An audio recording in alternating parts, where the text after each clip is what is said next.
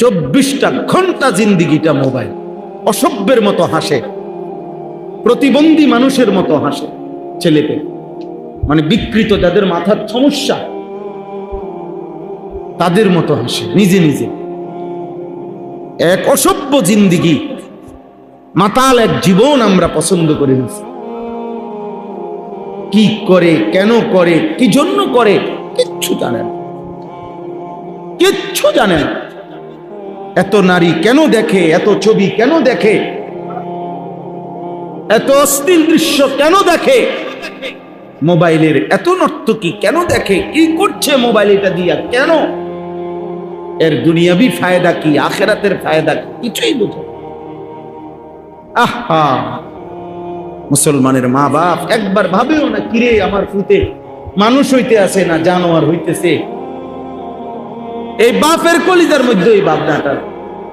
365 দিন ক্ষুধার, এক বছরে একদিনও, আরে বেটা তোমার সন্তান একদিনও ফজরের নামাজ পড়ছে না, এটা মানুষ হচ্ছে না জানোয়ার হচ্ছে, আরেকবার জিজ্ঞাসা করো বেটা।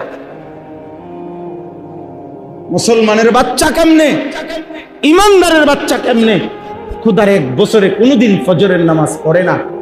মুসলমানের ঘরের বাচ্চা এমন জানোয়ার কেমনে হয় বলেন? আপনি বাচ্চা রয়েছেন কেন? আপনি উপার্জন করেন কেন? কোন নাফরমানের জন্য আপনি বিল্ডিং বানাইতেছেন? কি ব্যাপারটা কি? আপনি বেউকুফ নি? আপনি বুঝাপড়া করেন না কেন হেগর লগে? স্ত্রীকে বলেন না কেন তোমার এই বেপরদিগি অসভ্য জিন্দিগির জন্য নি আমি স্বামী ঘাম ঝরাইতেছি, আমার আজকে 18 বছরের বিদেশ, আমার রক্ত পানি করা টাকা বিনিময়ে তুই বেডি বাজারে বাজারে গরনের লেগা, হ্যাঁ, এই আমার কষ্টের বিনিময়?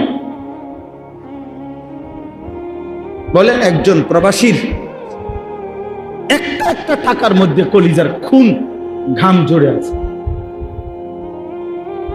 একটা একটা টাকার মধ্যে কত ঘাম মিশে আছে। আপনাদের খামখেয়ালি, আমাদের খামখেয়ালি আব্বা, আমাদের যথোপযুক্ত কঠোরতা, নজরদারি ছাড়া সন্তান মানুষ হবে, এটা আল্লাহর ফয়সালাই এমন, নবীজির ফয়সালাই এমন। নবীজি সাল্লাল্লাহু আলাইহি ওয়াসাল্লাম বলছে, তোমাদের 7 বছরের বাচ্চাদেরকে তোমরা নামাজের আদেশ করো, হে পিতা মাতা। নবীজি বলছে, তোমাদের 10 বছরের বাচ্চা যদি নামাজ না পড়ে